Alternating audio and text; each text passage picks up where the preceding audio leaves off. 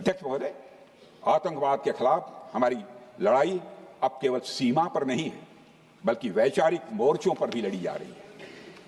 इसी उद्देश्य से प्रधानमंत्री जी कई हाई लेवल डेलीगेशंस का गठन भी उन्होंने किया था, जिसमें हमारे लगभग अधिकांश दलों के सम्मानित सदस्य उसमें शामिल थे। उसमें विभिन्न राजनीतिक दलों के रिप्रेजेंटेटिव शामिल थे और सचमुच इस समिति ने वैश्विक मंचों पर जाकर भारत की बात बहुत ही प्रभावी तरीके से रखी और आतंकवाद के विरुद्ध वैश्विक समर्थन को उन्होंने मजबूत किया। अध्यक्ष महोदय, मैं उन सभी डेलीगेशन के सम्मानित सदस्यों के प्रति शीश झुकाकर आभार व्यक्त करना चाहता हूं, जिन्होंने भारत का आतंकवाद के खिलाफ स्टैंड तथा जीरो टॉलरेंस की पॉलिसी और ऑपरेशन सिंदूर के बारे में दुनिया के देशों को सही तरीके से अवगत कराया, प्रभावी तरीके से अवगत कराया। अध्यक्ष महोदय, ऑपरेशन सिंदूर को लेकर सर्वदलीय बैठक भी हुई। I am very happy to tell the house that during Operation Sindoor, all the political parties of the country kept aside all ideologies and differences and showed solidarity with the nation, with the soldiers and with the government. फिर इसके लिए आभार व्यक्त करता हूं। मुझे लगता है यही इस देश के लोकतंत्र की खूबसूरती है। अध्यक्ष महोदय, जैसा कि हमारे माननीय प्रधानमंत्री मोदी जी ने भी कहा है कि ऑपरेशन सिंदूर अभी रुका है, समाप्त नहीं हुआ। यदि आवश्यकता पड़ी, यदि पाकिस्तान फिर किसी नापाक हरकत की कोशिश करता है, तो हम और भी कठोर और निर्णायक कार्रवाई करने के लिए तैयार हैं। अध्यक्ष महोदय, ऑपरेशन सिंदूर के माध्यम से पाकिस्तान के मन में भारत को लेकर जो बहुत बड़ी गलतफहमी थी, वह हमने दूर कर दी है। और यदि दूर थोड़ी बहुत बची यदि भई होगी तो उसको भी दूर कर देंगे। अध्यक्ष महोदय, मुझे महाकवि राष्ट्र कवि रामधारी सिंह जी दिनकर की कुछ पंक्तियां याद आती हैं। अध्यक्ष महोदय, क्षमाशील हो रिपु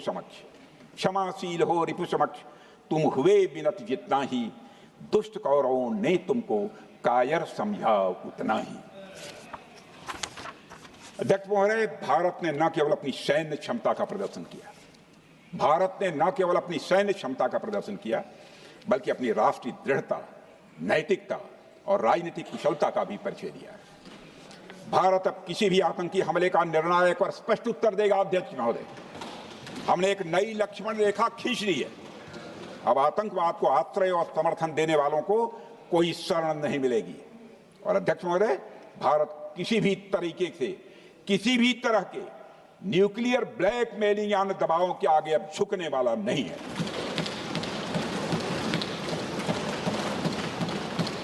अध्यक्ष महोदय, ऑपरेशन सिंदूर के माध्यम से जो हमने किया और उससे पहले सर्जिकल स्ट्राइक और एयर स्ट्राइक के जरिए जो संदेश दिया गया, वह बहुत पहले ही हो जाना चाहिए, लेकिन जो होता है समय पर ही होता है।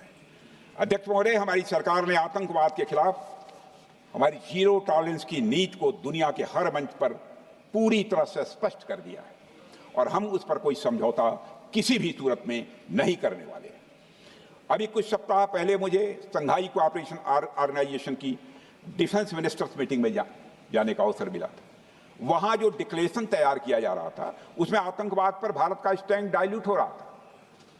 हमने साफ कह दिया कि जब तक आतंकवाद के मुद्दे पर भारत का स्टैंड रखा नहीं जाएगा, हम किसी ज्वाइंट स्टेटमेंट पर साइन नहीं करेंगे और इसकी वजह से वहां कोई ज्वाइंट स्टेटमेंट नहीं आया।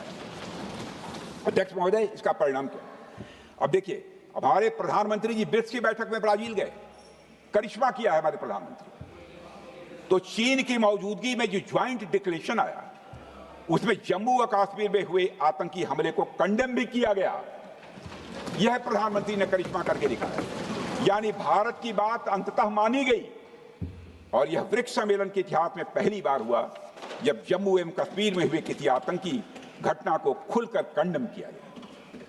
मैं इस सदन को याद दिलाना चाहता हूं, 2008 में मुंबई में इतनी बड़ी आतंकी घटना हुई, मगर उस समय की सरकार को जो प्रभावी कार्रवाई करनी चाहिए थी, वो नहीं हो पाई। और लेकिन उसमें सबसे दुखद और आश्चर्य की बात है, कई वर्ल्ड फोरम, इंटरनेशनल फोरम पर जो उसका कंडेमनेशन होना चाहिए, जो उसकी निंदा की जानी चाहिए, वह भी जितना होना चाहिए नहीं हो पाया। अध्यक्ष, यदि आप उस घटना के बाद हुए ब्रिक्स सम्मेलन के डॉक्यूमेंट्स उठाकर देख लीजिए, मुंबई आतंकी हमले का कहीं जिक्र भी नहीं है। और अध्यक्ष महोदय, जब केंद्र में प्रधानमंत्री मोदी जी के नेतृत्व में सरकार बनी, तब जाकर कहीं के हालात कुछ बदलने शुरू हुए और साल 2017 में हुए ब्रिक्स सम्मेलन में पहली बार 2017 में हुए ब्रिक्स सम्मेलन में पहली बार आतंकवाद से लश्कर और जैश जैसे आतंकवादी संगठनों को जोड़ा गया। यह भी अपने में करिश्माई काम था। यह परिस्थिति इसलिए बनी क्योंकि इसके ठीक एक साल पहले उरी की घटना के भारत की सेनाओं ने सीमा पर जाकर सर्जिकल स्ट्राइक की थी। हमने दुनिया को बताया कि आतंकवाद के खिलाफ हम सरहद के इस पार भी मारेंगे और जरूरत पड़ी तो आतंकियों के घर में घुसकर भी मारेंगे। यह बदलाव प्रधानमंत्री मोदी जी के नेतृत्व में आया। अध्यक्ष महोदय, यह वही नीति है जो पहले की सरकारों को भी अपनानी चाहिए थी। उन सरकारों को जिनके शासनकाल में भारत ने सबसे भीषण आतंकी हमलों का सामना किया, जिनमें 2008 का मुंबई हमला आज भी हर हिंदुस्तानी के जहन में बैठा हुआ है, जिंदा है, एक न भूलने वाली त्रासदी के रूप में जिंदा है। अध्यक्ष महोदय, मैं श्री प्रणब मुखर्जी जी ने अपनी किताब द कोलिशन ईयर्स में लिखा है, मेरे पास है भी, कोलिशन ईयर्स में लिखा है कि जब मुंबई अटैक हुआ था, प्रणोदा ने लिखा है, जब मुंबई अटैक हुआ था, India had evidence that the terrorist came from Karachi port. Pakistan के नॉन स्टेट एक्टर्स के बहाने पूरी दुनिया में को पूरी दुनिया में कोई मान नहीं रहा था। उन्होंने लिखा है, प्रणोदा ने, and I quote, amid heated debates within the cabinet, there was a demand for military intervention which I rejected. यह उन्होंने लिखा, मैंने नहीं लिखा है, अनकोट। अध्यक्ष महोदय, भारतीय विदेश सेवा के एक वरिष्ठ अधिकारी ने भी अपनी किताब में इस बात की पुष्टि की है, जिनका नाम है अजय बिसारिया, और वो शायद फॉरेन सेक्रेटरी थे, कि मुंबई हमले के तुरंत बाद एक उच्च स्तरीय बैठक हुई थी जिसमें तत्कालीन विदेश मंत्री प्रणोदा ने पूछा, व्हाट शुड बी डन। तो विदेश सचिव शिवशंकर मेनन जी ने सुझाव दिया कि भारत मोरदके में लश्कर-ए-तोयबा के मुख्यालय पर क्रूज मिसाइल से हमला कर सकता है। यह सुनकर प्रणोदा ने चश्मा उतारकर साफ किया और सभी अधिकारियों को धन्यवाद देकर बैठक समाप्त कर दी। अध्यक्ष महोदय, उस समय की सरकार ने जो सही समझा वो किया, पर मैं मानता हूं कि अगर तब की सरकार ने भी 2016 सर्जिकल स्ट्राइक, 2019 एयर स्ट्राइक जैसे निर्णायक और कठोर कदम उठाए होते तो पाकिस्तान की स्ट्रेटेजिक कैलकुलस बदल सकती थी। एक पावरफुल और डिसाइसिव एक्शन पाकिस्तान और उनकी सेना के द्वारा इस 500 टेररिस्ट ऑर्गेनाइजेशंस के लिए बड़ा डिसइंसेंटिव साबित हो सकती थी। अध्यक्ष महोदय, 2008 में मुंबई हमलों के बाद उस समय की सरकार ने सिर्फ बातचीत का मार्ग चुना था। मैं स्पष्ट करना चाहता हूं, यह कोई आलोचना नहीं है अध्यक्ष महोदय, न उस सरकार की, न उस समय के प्रधानमंत्री की, और न ही उन नेताओं की।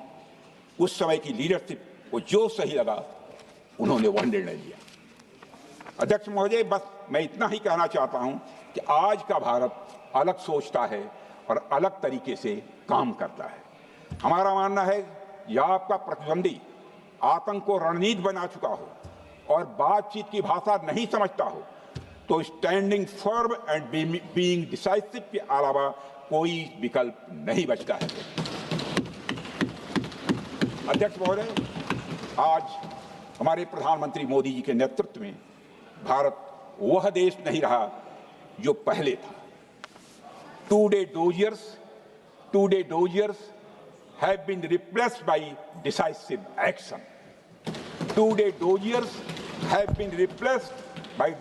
action. आज भारत सहता नहीं है, भारत जवाब देता है। अध्यक्ष महोदय, आज भारत आतंक की जड़ तक जाता है और उसे उखाड़ फेंकने का सामर्थ्य रखता है। अध्यक्ष महोदय, मैं इस सदन को और देश की जनता को यह विश्वास दिलाना चाहता हूं कि हमारी सरकार, हमारी सेनाएं और हमारी लोकतांत्रिक संस्थाएं सब मिलकर, हम और ये सारे लोग सभी मिलकर देश की एकता, अखंडता और सुरक्षा के लिए जो भी कदम उठाना आवश्यक होगा वह कदम उठाएंगे और उसके प्रति हम पूरी तरह से कमिटेड हैं। अध्यक्ष महोदय, अंत में मैं केवल इतना ही कहना चाहता हूं, यह समय एकजुट होकर अपनी सुरक्षा, संप्रभुता और आत्मसम्मान की रक्षा के संकल्प को और अधिक मजबूत करने का है। हमें यह याद रखना होगा कि हमारी सामाजिक और राजनीतिक एकता ही यह हमारी सबसे बड़ी ताकत है। अध्यक्ष महोदय, आतंकवाद को समर्थन देने वालों को यह स्पष्ट संदेश चला गया है कि भारत अपनी मातृभूमि की रक्षा के लिए पूरी तरह से संकल्पबद्ध है। आइए हम सभी दलगत भाव से